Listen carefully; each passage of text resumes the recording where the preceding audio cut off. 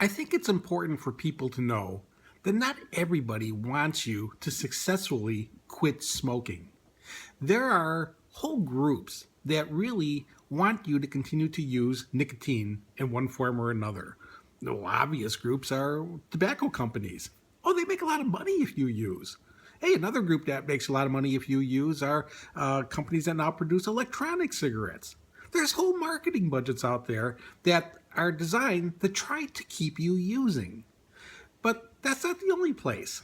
Those aren't the only groups, not the only people that will try to undercut your quitted times to make you feel like you shouldn't stop using.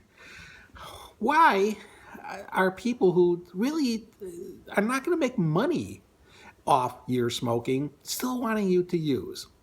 Well, there's kind of two reasons.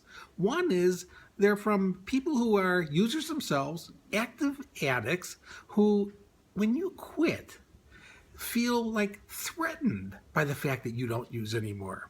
How are they threatened? Well, one way is their self esteem. You're doing something they can't do. And there's two ways for them to feel equal to you again. One way is they could just stop using. Another way is you could take it up. What do you think sounds easier to an active addict? It's going to be for you to take up smoking again, or you to take up electronic cigarettes again, you to use in one form or another. They're doing it so their self-esteem doesn't take a hit. They're not concerned about you. They're concerned about how they feel. All right, that's one reason. But then there's another reason.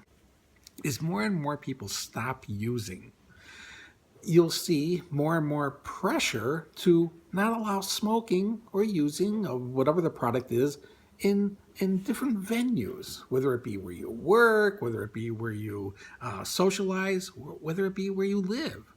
Man, when there's only 3 or 4 smokers left in a group of 20 people, that's kind of isolating, and there's pressure, but maybe there's just enough of a group together that they can resist it and they can still smoke in these areas.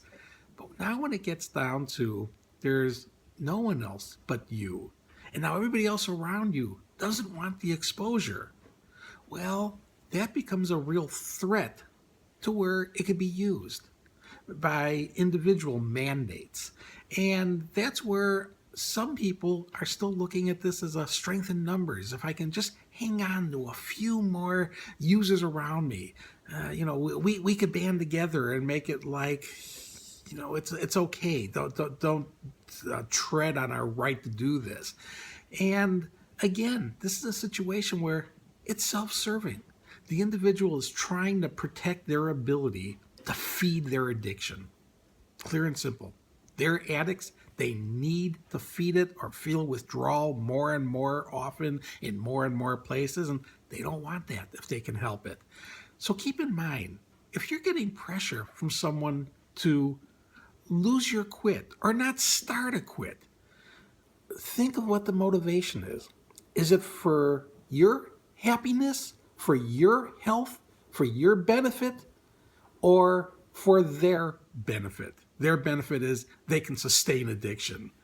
When you quit, it's because you wanted to break free from addiction. You didn't want the health risks that go with it. You didn't want the expenses that went with it. You didn't want the social implications that went with it.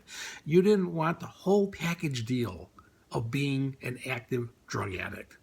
It was a good decision. It was a smart choice.